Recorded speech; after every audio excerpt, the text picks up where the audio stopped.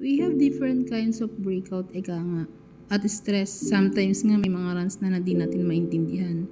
Minsan sinasabihan natin yung sarili natin, ano ba? Nakakapag-focus ka pa ba? Eto ka ba? Ano pa ba?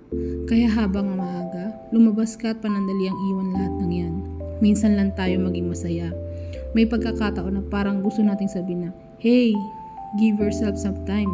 Na para bang kailangan kong huminga at magpahinga. Kasi dyan ka kukuha ng lakas sa panibagong idea para sa mga susunod pa na sasabihin mo.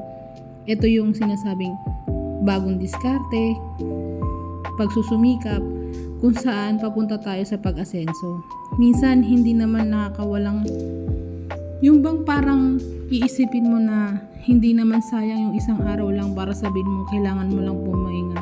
Kasi bas kailangan ng katawan natin yan.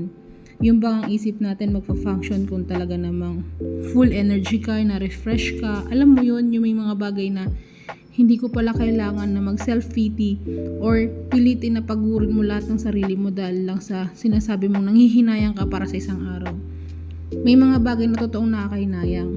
Pero minsan ba, di ba napakasarap naman bigyan yung sarili mo ng salitang pahinga na ito lang one time. Gusto ko lang umupo, magmuni-muni, mag-isip-isip, kung ano pa ba yung mga ideyang pwede ko pang gawin sa mga susunod na araw or susunod na buwan or sa mga susunod pang taon. Kasi sino ba naman ang taong ayaw umasenso, di ba? Kaya para sa akin, ang minsanang pagpapahinga ay napakagandang gawin.